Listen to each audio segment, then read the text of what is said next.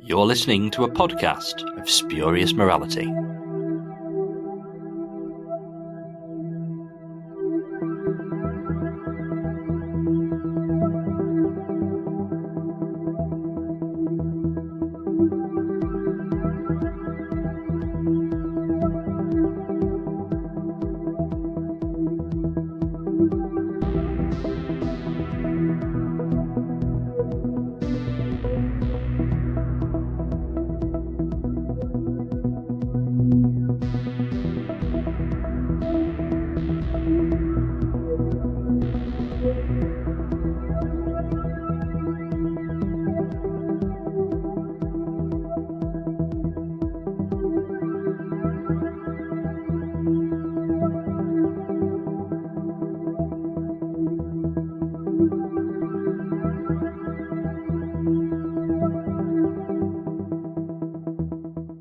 Hello and welcome to a podcast of spurious morality.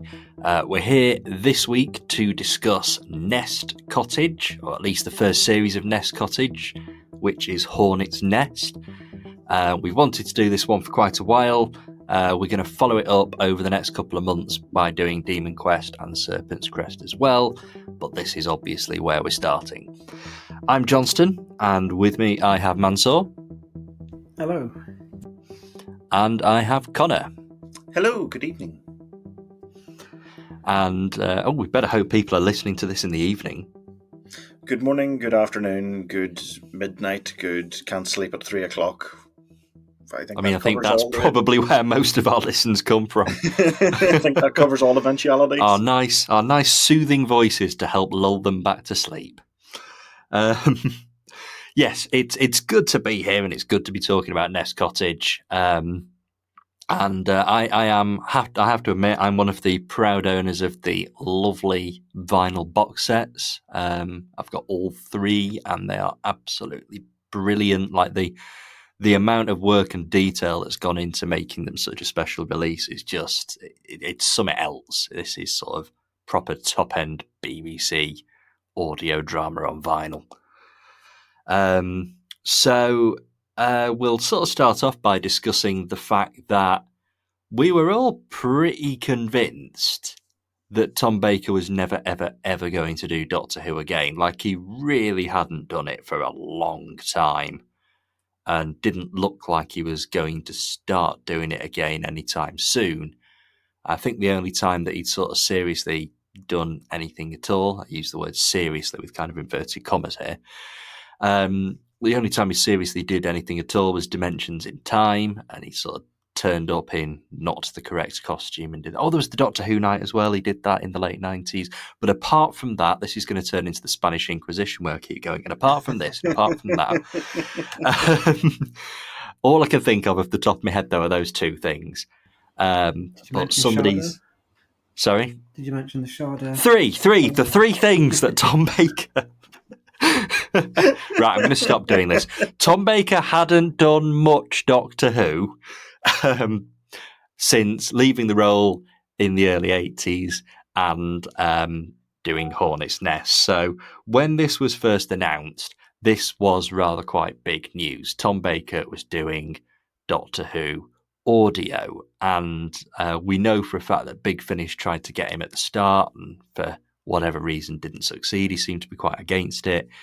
So yeah, this was quite big. This was a whole series of full cast audio drama starring Tom Baker. So I'm just going to kind of ask you to cast your mind back to those good old days bad old days of no audio Tom, and sort of tell me what you thought of the announcement. So you go first, Mansoor. Well, yeah, like as you said, it was unexpected, so very exciting. It was. I'm trying to think back because it's quite a while back now, and this is obviously well before Big Finish, and Tom's done so much since then that it just seems like just normal that he's always doing audio Doctor Who. But then, yeah, back then it was a really big thing. I remember there was the thing that made it even bigger. I'm sure he said something about getting scripts from Big Finish and them slipping off his knee into the into the bin or something along those lines. But so yeah, That no one. does sound very, very Tom. But yeah, it's for some reason he obviously didn't fancy it, and then we reached this stage and did.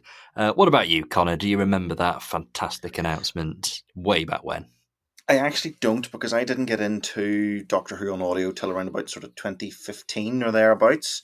So Hornets Nest, in fact, I think the whole Nest Cottage series was done and dusted by then, and we had several years of Big Finish Fourth Doctor under, available at that point. So I actually don't remember this being announced. I do remember vaguely hearing about it and finding it quite interesting. But it was Big Finish that I went for first, and then only heard this relatively recently within the last couple of years. I have still so far only done the first series. I have yet to do. Whenever I hear the second and third for this, will be the first that I hear them.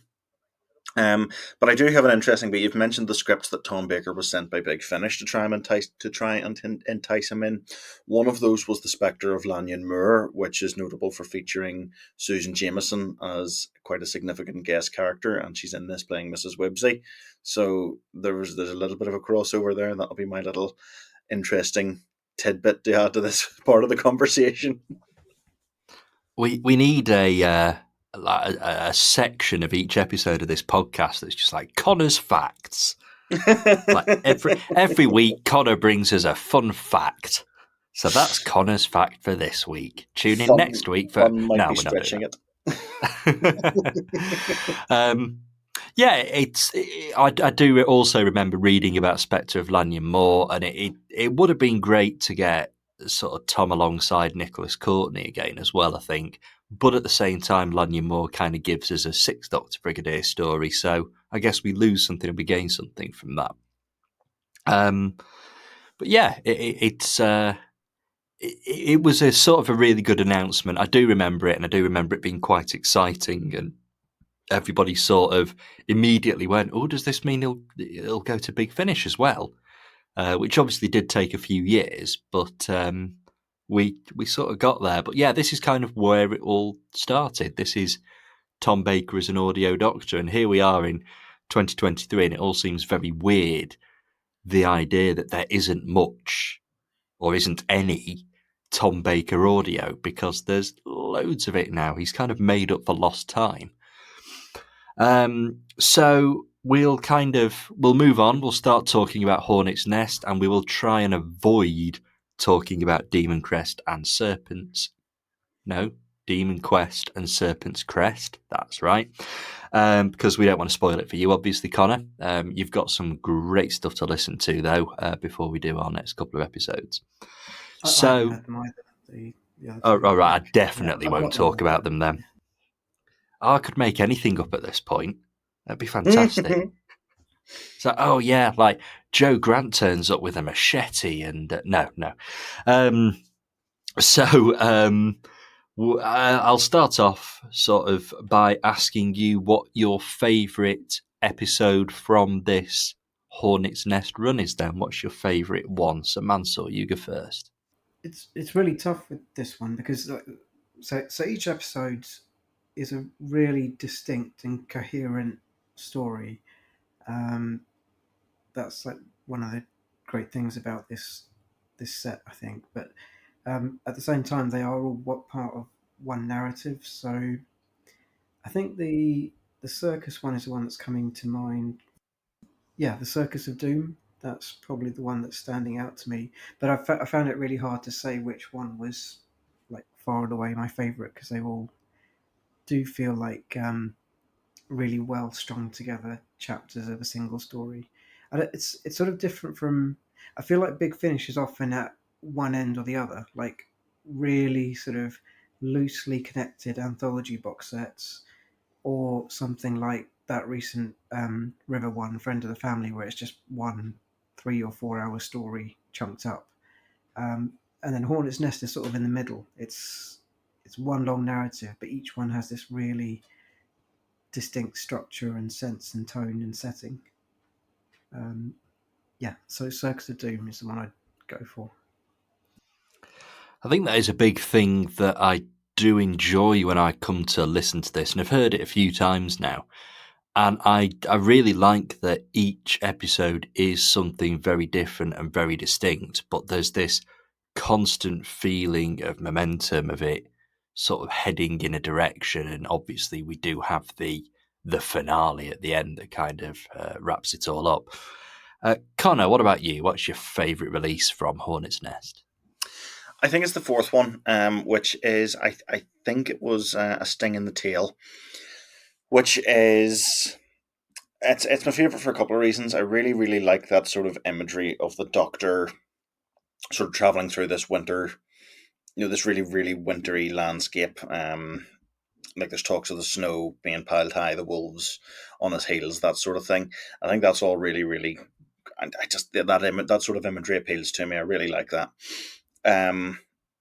But it's a great story as well because it's it's one that I'll maybe talk about when we come to it in the running order here. But it's the Hornets win in that one. Like the Hornets do manage to sort of outwit the Doctor, and you get there's a couple of really nice twists, and I suppose it's the title. There's a sting in the tail, that he is beaten's not the right word, but they do get the better of him in that he tries to cut them off and stop them at the start, and it turns out that it's his presence there that allows them to escape and cause the adventures or cause the incidents that the Doctor has previously encountered. So it's like he almost sort of tries to change history, and history makes him a part of it then. So I really enjoy that aspect of it. Yeah, it's another excellent story and very different from, as we've said, everything else in the set.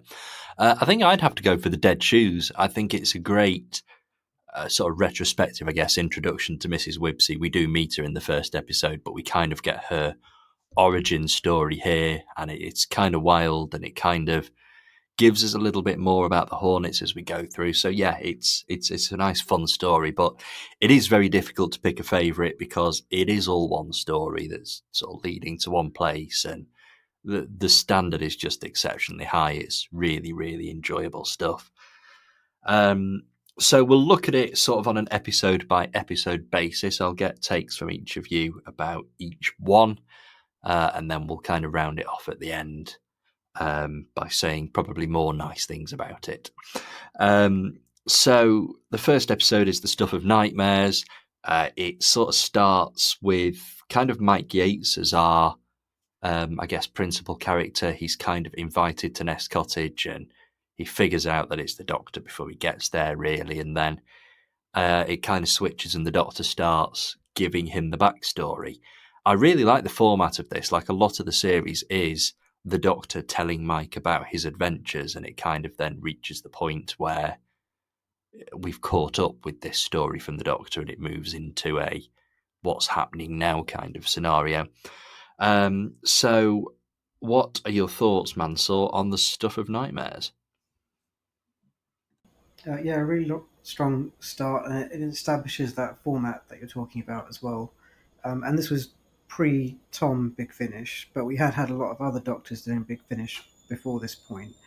And I think the thing that struck me with the format is how sort of different and fresh it felt. Like Redacted is a completely different sort of thing, but one of the reasons I liked that it was just something different, and Hornets Nest was that at the time as well. It sounded like a different take on what audio Doctor Who is. You get first Doctor, a first-person narration from the Doctor, which is unusual for Doctor Who, but Paul's done it once or twice quite successfully in different formats. But it works really well here, I think, probably the most successfully, because you actually have Tom Baker saying those words. And that thing about him telling you a story, he's telling it to Mike, but it's almost like the audience are sort of huddled around listening to him narrate it as well, even down to him kind of like really sort of building up those cliffhangers and saying, "Oh, you have to come back next time to hear an even more horrific series of events." So yeah, I really love the format. I think like maybe not so much the format, but like Tom's performance. I did hear some people who were a bit or felt like he wasn't quite recapturing his Doctor, even to the point where some people have retconned it as an older curator rather than the Fourth Doctor. I don't get that at all, but maybe I'm just not as sensitive to those changes in voice and performance. But he sounds like the Fourth Doctor to me, both here and in Big Finish. So really strong opening. I haven't said much about this specific story, but it's a really sort of effective, creepy start to the sequence. And the sound design really helps with that as well. Just like quite minimal music, but judicious use of sound effects to create that sort of sense of suspense or danger. So yeah, really, really strong start to the set. Yeah, it's a great intro, and I do kind of like I've already mentioned it, but the format again where we're kind of switching between narrators, and in some ways it has a similar format to, and this is one of those moments where this podcast goes a little bit highbrow, but it actually has a fairly similar format to Wuthering Heights, which has sort of narration within narration and all that kind of thing, and perspectives changing, and I do quite like how it's utilised here. Connor, what are your thoughts on the first story? Yeah, it's a great start to the range. But I do think it feels more like like it's setting that it's setting it has a lot to do with, for setting things up rather than sort of being a story in its own right. Now it does have the Doctor going off and meeting Percy Noggins, but it has a lot to get through. And I think that story's not as sort of front and center as it would have been, if it was one of the later episodes.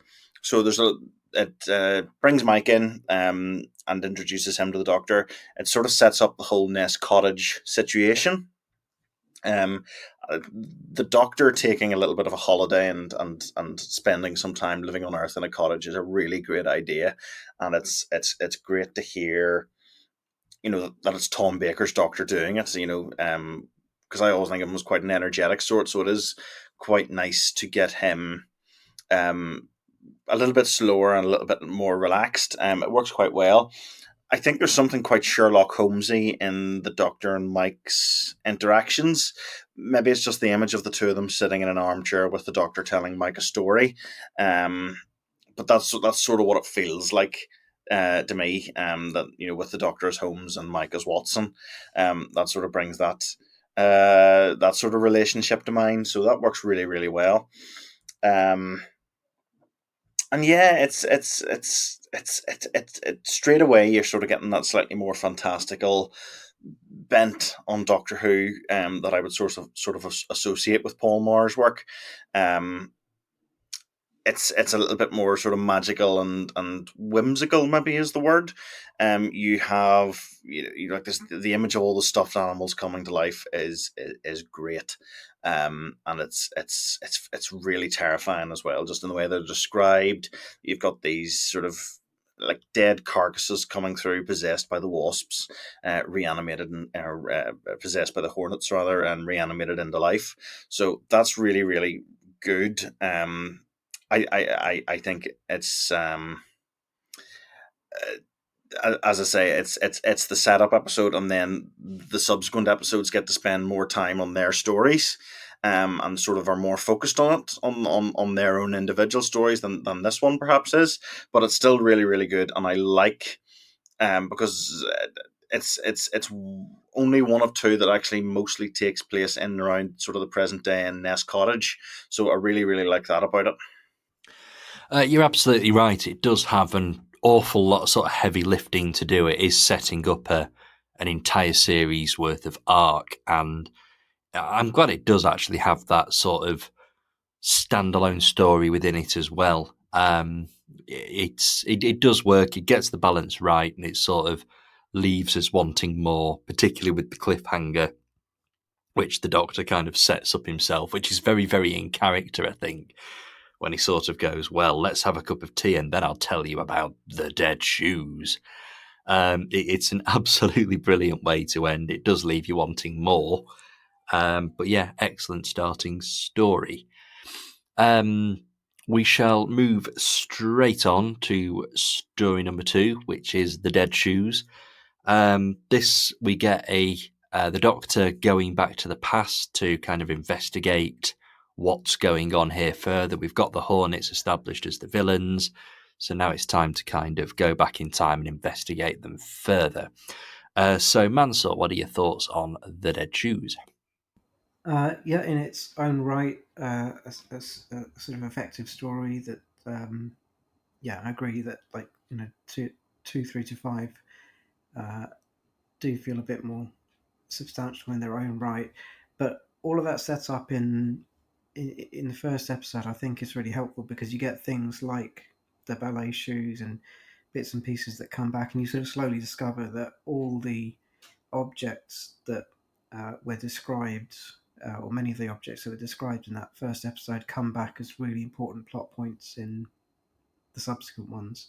Not just objects, but Mrs. Wibsey herself as well is part of events.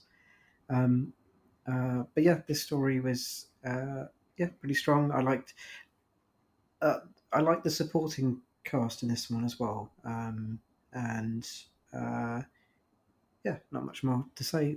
Sort of keeps up the momentum as all of the stories do. It all sort of rattles along at a really nice pace, and yeah, some nice creepy moments and imagery with the feet as well. I think it gives because it's setting Chroma, and it's quite a quirky setting. It kind of lets the Fourth Doctor's really sort of bohemian, quirky nature come out. I think there are some great Doctor moments in this, like when he tries to pay Mrs. Wibsey with it's like slime dollars or something like that. I think it is. Just some very sort of out there Fourth Doctor moments, and I think that just kind of the entire quirky setting kind of really leans into that very well. Connor, sorry, go on. Oh, sorry, just to add quickly that, like, just Connor, what you said about the Holmes comparison. Yeah, I'm totally seeing that now as well, especially with Mrs. Wibsey and the way she is with the Doctor. There's a very sort of like long-suffering Mrs. Hudson type of relationship there at times. Yeah, I agree with you actually. Yes, it is very sort of Sherlockian in places, and Mrs. Wibsey, I'd never looked at her as a Mrs. Hudson character before, but I think you're absolutely spot on there. Connor, what are your thoughts on it? I really enjoy it, and it's good to get into a story that's entirely focused on this story of the Dead Shoes. So we get to go back to Cromer. It's in the 1930s, I think. For some reason, I had it in my head the first time around that it was in the late 1800s. I'm not 100% sure why. But the 1930s sort of setting is great because it sort of lends to that image of an old British seaside holiday, which is again what the Doctor sort of goes on. Because I think he actually mentions that at one stage himself, that he has considered that he has gone on holiday here. After his first encounter with the Hornets, so that's great. That's really really good. I it's sort of a tale of two halves. You have the first half, which is the Doctor investigating Ernestina and the ballet shoes, and then the second half is them in Websey's hands. I like that she's set up as the villain as well. That's great, and it's not something I expected because we've heard the first story, and we know that Websey's help is the Doctor's housekeeper in the future, that they're on at least some sort of cordial terms between them. But then this one, she's sort of the main villain, and that's a really really nice sort of twist on things. I didn't see that coming. So that's great that she's in the Hornets' power. And it's as you said, it's a nice retrospective introduction for her. And you get the second half, then it was the same where they're in their clutches. They get miniaturized down into the doll's house. And you get some, again, really fantastic, creepy, sort of whimsical imagery of the dolls coming to life and attacking them, and the Doctor being trapped in a doll's house in a glass jar. It's fantastic, and I don't think it would happen anywhere else. that's what I like so much about this series, is that it does have its own identity and it's not afraid to go slightly more, well, not even slightly, that it is not afraid to go more off the wall with the things that it does and the situations it puts the Doctor in. So this is a great example of it. And it's great to hear how he meets Mrs. Wibsey, and how they come to the terms that we see in the first episode, in the Stuff of Nightmares. I think the Doctor and Mrs. Wibsey's relationship is absolutely fantastic, and it kind of gets even better as the series goes on. I don't want to kind of spoil what happens moving forward, but by the end of it, there's sort of no denying that Mrs. Wibsey is not just the Doctor's housekeeper, she's a fully fledged companion. And yeah, she's an absolutely marvellous character, and it's great to see this kind of slightly standoffish origin, I guess. So let's move on. Let's move on to the third story, which is The Circus of Doom. It's very easy to sort of look at this and go, well, Doctor Who's done an evil circus run by a malevolent force in the past, so isn't it just going to be the same? And no, it's not. It's totally different to Greatest Show in the Galaxy. Very, very similar concept, but the execution is just fantastic. Allows for more absolutely fantastic Tom Baker moments. So Mansoor, go ahead, talk us through The Circus of Doom. Yeah, I picked this one as my favourite, but like I said, just sort of like nominally the favourite, because I like the whole thing. I didn't even make that connection, and like McCoy's one of my favourite doctors, and yeah, this just felt like a completely different sort of story. Why did I pick it as a favourite? It's quite, uh, yeah, it's quite good at just keeping you engaged and feeling like quite an exciting visual action orientated adventure. Um, the one thing that sort of made me pause a little bit was, I know it's not out of place in Doctor Who at all, but like having a little person being this sort of like evil villain, and his like dwarfism almost being connected with that sort of made me sort of pause for a second and think that, did that need to be the case? But I totally get that it's drawing on, yeah, the history of Doctor Who and tropes in general. But as a story, I really liked it, and like I said, I like the way it connects back to what we've heard so far, keeps you interested, and sets up stuff for the last two. It certainly continues that sort of momentum that started in the first one and has kind of carried on throughout. And I like the fact that the Doctor's kind of travelling back further and further and meeting the Hornets earlier and earlier as we go through. So we kind of learn a little bit more about why they knew who he was in the first episode and all that kind of thing. It just works incredibly well. Connor, go ahead. Yes, it's another good one. I enjoyed hearing it. I actually sort of tuned into it more this time than I did on the first listen, which was good, and I definitely got a lot more out of it this time, and appreciated it more for what it was. I really like the sort of circus setting, like lets you go. I said earlier about being a bit more off the wall. Circus setting lets you go, even more madcap. You get that great moment with the Doctor's the Doctor's head in the jaws of the lion, which is a great moment. And again, I think he realizes that um, it's a stuffed lion. It's dead. It's been animated by the Hornets again. So that's fantastic as well, and sort of ties back into that first episode. Um, I love the whole thing about people being sort of stolen by the circus, and that being, like people sort of think, oh, the traveling folk have come, they're going to take our family away, or going to take our family members away, that sort of thing. The circus actually does, sort of, with this sort of manic evil glee, sort of take the people from the community, and almost like it burns one of the ladies out that it sort of takes from this community, a little old lady. She's made to ride around on a pony or a horse, I think, if I remember correctly, and she is burned out. She dies. And that's terrifying. That's a really, really terrifying moment. And sort of sold pretty well, I think, and sort of the horror of it, whenever it becomes apparent that lady did die. And this sort of starts as well. One of my favourite moments in the whole thing, as I said at the start, you get the element here where the Doctor's trying to find out where the Hornets came from, and he gets to speak to the ringmaster of the circus, and he realizes, and it's the way it plays as well, that the ringmaster is sort of describing it to him, and the TARDIS materialization noise starts playing, and that's it. It's something that ties back into what I said. It was one of my favorite moments in the whole series. This is where it starts. It gets picked up again, and we see it happen then in the next episode. But again, it's the Doctor causes the Hornets to end up where he finds them, and that's that whole sort of thing about the Doctor traveling back and the Hornets coming forward, and the two of them passing each other at different points in time, traveling in the opposite direction. So that's fantastic. I really, really like that. There's a thread sort of runs through all of this, and it's like the Doctor sort of following a breadcrumb trail through history.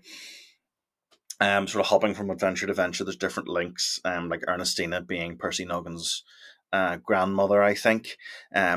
Ernestina's ballet shoes bringing the Doctor to the circus leading the Doctor back to where he finds them then in the sting, sting in the tail. And that sort of thread that the Doctor's found a thread, he pulls on it. This thread running through history, he pulls on it, and this adventure tumbles out around him. So that's a really, really nice little touch, and I really like that the adventures are so closely interlinked, yet still feel very independent and very satisfying on their own. I think it's an excellent point that you could actually pick up any one of these and listen to it and enjoy it, probably without hearing the rest of the series. You get so much more for listening to it as a series, obviously, but it kind of does work as an individual release, which a lot of audio Doctor Who you don't quite get. Some of it, you can just pick up and listen to in its own standalone. But then there's other things like, off the top of my head, I'm thinking Doom Coalition, where actually you probably need to listen to that as a series. You probably couldn't get away with just picking out an episode and sort of be able to get through it. So that's kind of a big advantage that Hornets Nest has. However, I will always recommend listening to it as a series in order, because it just works so incredibly well. The next story then is the penultimate in the series, and it's a Sting in the Tail spelled Tale. This is did you say it was your favourite, Connor? I believe so. I'm gonna let you go first. Tell us about it. Yeah, it's great. Like I say, I really, really like the setting. I like that, as I said, the wintry landscape. And the monastery as well is quite a cool sort of setting for the Doctor to find himself in. It's a little bit funny as well. You have the stuff about the nuns drinking the whiskey, and the the Mother Superior turning out to be a pig always makes me laugh. But there's a good deal of good element of horror in there as well. We get the wolf and the wolfhound, or the wolves and the wolfhound. Chasing the Doctor and chasing him through the TARDIS as well. That's fantastic. It's one of those things, where we as Doctor Who fans who say, "Oh, we'd love to see the rest of the TARDIS," and then we get the rest of the TARDIS realised on the BBC budget, and it's not very impressive. This makes full use of the audio medium and just has the TARDIS be this wonderful, mad, infinite space with unlikely, all different rooms. Like I think the Doctor runs through. I'm trying to remember the different areas he runs through. Like, it's wrong to say rooms here because I think there's like a forest at one stage, something else. I honestly can't remember, but there's all different sorts of environments contained within the TARDIS here, and it feels less like a ship and more like a world of its own, or a lot of different worlds stitched together. So that's really, really good, and it comes back as well to what it said in the Circus of Doom, where the Doctor sees, or the Doctor hears from the ringmaster about the Hornets arriving from a blue box, and we get the TARDIS. We as listeners know it's the TARDIS, as the Doctor realizes it is, and that those events play out here with the Hornets. He's trying to take the Hornets away from Earth, and it's like he's trying to change history and stopping them from going, before they even get started. This is the earliest point where the Hornets are detected on Earth. And he thinks, oh, this is my chance. I can maybe cut this all off before it starts. And he tries to, but history doesn't let him. And I love that. I love that thing. It happens a lot in Doctor Who, where history sort of bites back, and history, refuses to be changed, and sort of connives events to bring things back as they were, before whoever's trying to change history actually succeeds. And it happens to the Doctor here. He's trying to get the Hornets away from Earth. They overpower him, and they do sort of control him and make him control the TARDIS and bring it back to Earth then. And he sees the Ringmaster being taken over as a child. He chases him through the streets of Venice and tries to find him, but has no success whatsoever. So that's fantastic. I really, really love this episode, for those reasons. Yeah, a lot of the stuff that has kind of been hinted at or suggested before, or not quite explained, it kind of does start to come to a head here. It kind of lets us go into the finale ready for how the Hornets are actually defeated, and that kind of thing. So yeah, kind of a lot sort of comes to a head here, and like you say, the Doctor pretty much loses in this one, which I also quite like. It doesn't happen often. Mansoor, what are your thoughts on A Sting in the Tail? Yeah, I agree with all of that. And yeah, seeing the TARDIS is always being this huge, sort of infinite, mysterious ship. I think you got bits of that in some of the Target novelizations, again, when they were constricted by budget, like the TV show was, and in the Virgin and BBC books during the 90s as well. So yeah, nice to see that element.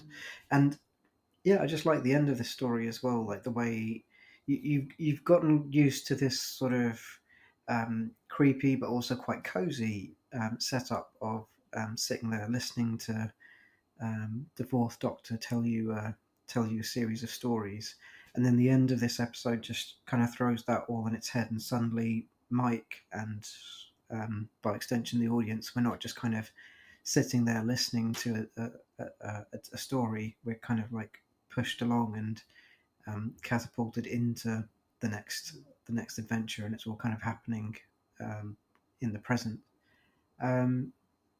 Yeah. So yeah, I think anything else I'd say would just be repeating. But it's I really like the way this builds, and we've been talking a lot about the format of this and how it's different and episodic versus one big story. I think what this is written in a really engaging way that makes me think of not just Doctor Who, but like other BBC TV serials, especially some of the really great ones for children, the ones that like made you desperate to see next week's episode, but they were written to be consumed one at a time. And I think Hornets Nest is a bit like that. I did binge it for this re-listen, just because you kind of you want to hear what happens next. But this would work. I think, has it been broadcast on radio as well? Because this would work really well, just kind of serialized and broadcast, and just kind of getting you on the edge of your seat and pulling you in for the next installment. I've got the feeling that this was cut up or broadcast on BBC Radio at some point as well, or am I thinking of something else? I don't recall it ever being on the radio, but that certainly doesn't mean it hasn't been. But I think it'd be great. I think it'd be an absolutely brilliant thing to stick on radio for, and I'm sure Around a lot Christmas of people. as well.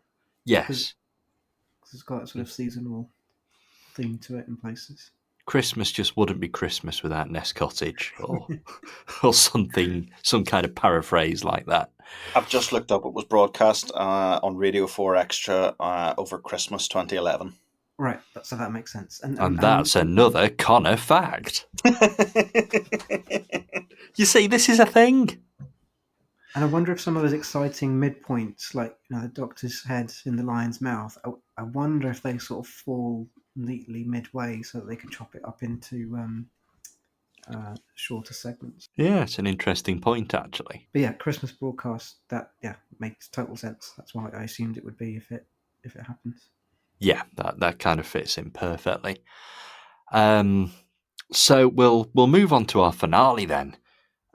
So we've kind of followed the Doctor's adventure through time so far, and the series has now caught up to where we are, and it kind of gives us an explanation as to why the Doctor has brought Mike in and has requested his help.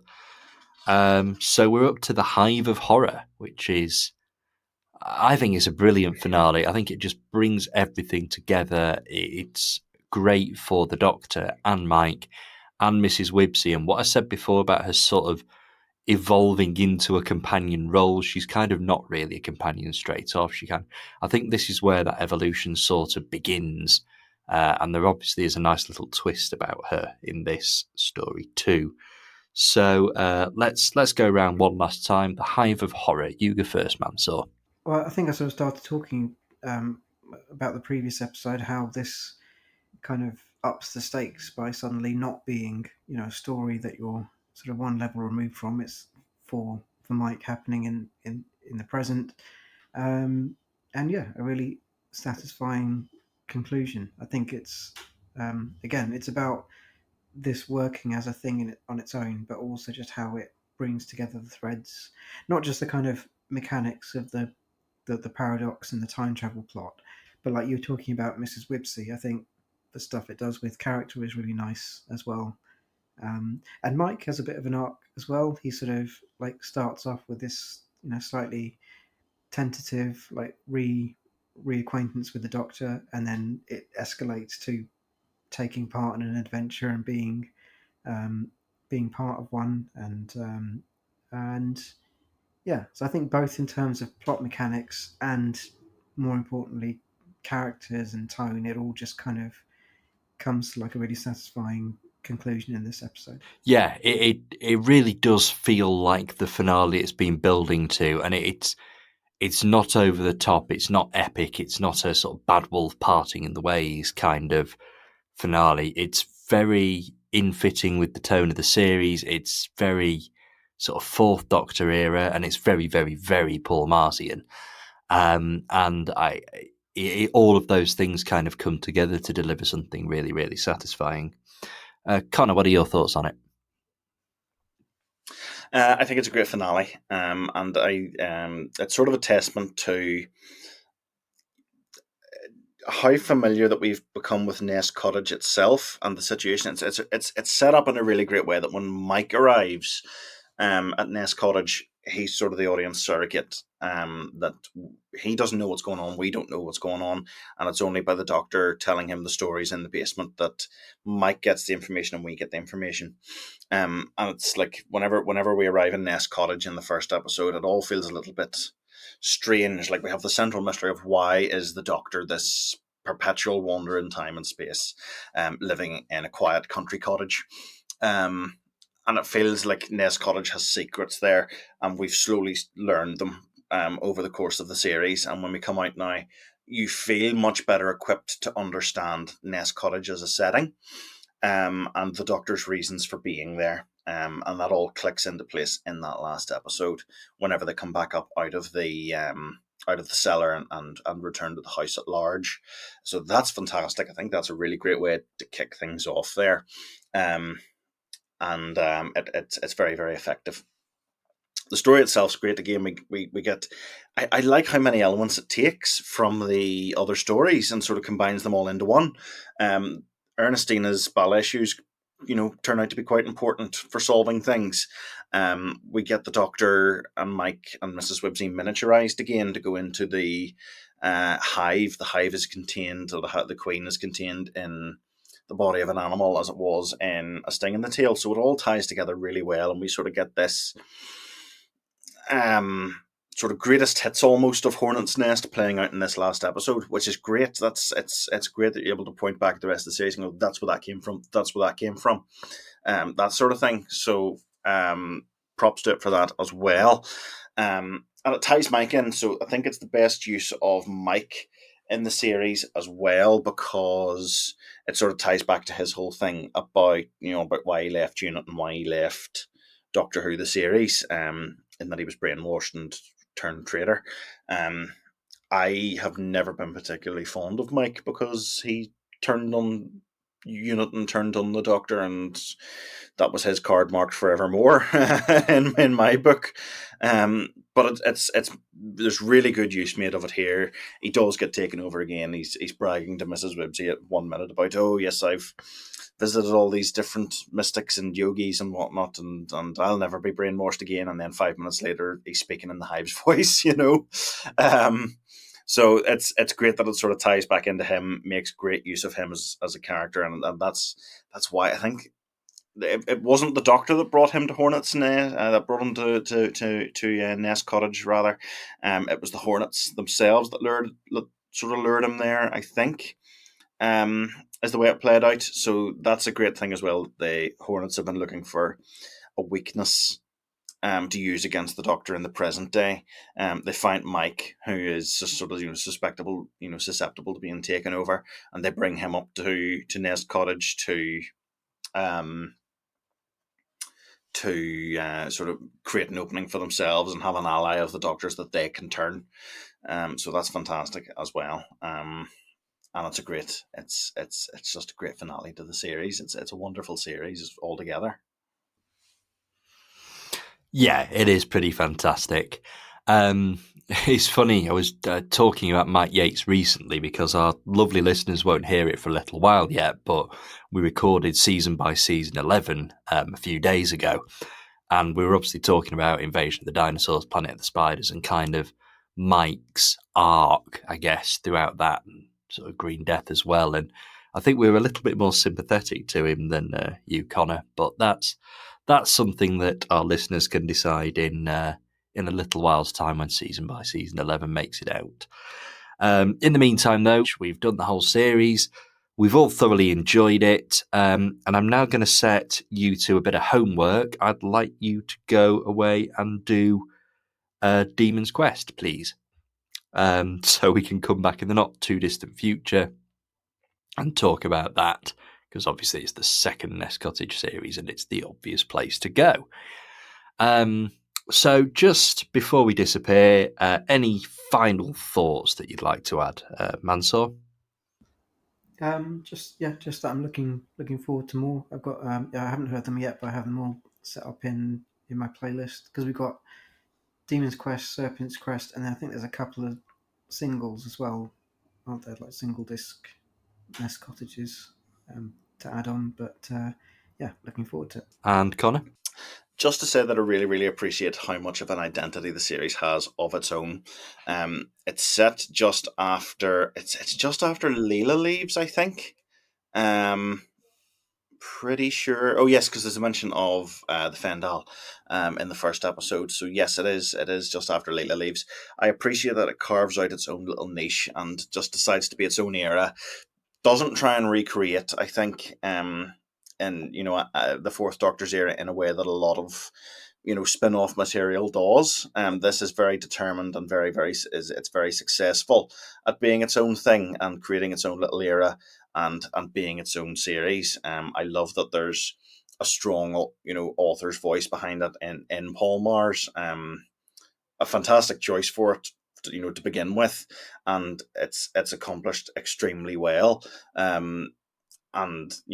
I love that we have Doctor Who sort of as show run by Paul Mars, that you can point and go, here is the series, here is the era, here's what it would be like. So that's a major, major plus as well. And again, I think it was something you had touched on earlier on, saying about Tom Baker. Do people actually say that he doesn't recapture his role in this? Because he does. I think he sounds more like his sort of TV version of the Fourth Doctor here than he has ever done elsewhere. I can absolutely picture him, as he was at the time. Mike says straight away, oh, he's unchanged. He looks exactly like he did in the 70s. So that's, it's great to hear that sort of slightly more alien, aloof, and even slightly prickly version of the Fourth Doctor again. So that's, again, a major, major thumbs up for the series. I've heard a lot of people sort of suggest that maybe this is the curator and not the Fourth Doctor, and I've just never, ever, ever bought that. I don't know where this whole out of character thing comes from, but no, this is very, very much the Fourth Doctor. There's too many specific references, like Fendal and all of that, placing it just after Leela and him looking exactly the same. So, and I don't think it needs that retcon because I agree, he just seems like the TV Fourth Doctor to me. Yeah, I think it works perfectly well as sort of a pre-key to time Fourth Doctor. This is what he was doing while he was on a break, as it were. And I like to think that in the TARDIS somewhere there's still a box with K9 Mark II written on it that he just doesn't get around to building for absolutely ages, because that is the most Fourth Doctor thing ever. It's a perfect placing, and I really do think that Tom Baker's absolutely on fire here. It is almost like he'd never been away from the role, which, considering how long he was away from it, is actually very, very impressive. There's no easing back in. It's and like one of the strengths of Doctor Who is it can do all these different genres and tones. We don't have to like hive off or explain away something that it just feels a bit different. I think that's a strength, that it's unique and feels like its own little Nest Cottage era. Absolutely, and that uniqueness does carry on through the next couple of series as well. So we will come back and we will talk about them as soon as you've heard them, I think. But for now, we'll leave it there. So I will say thank you very much and goodbye to Mansoor. Thank you. And thank you very much and good evening to Connor. Thank you and good morning. And that's all we have time for. Good night.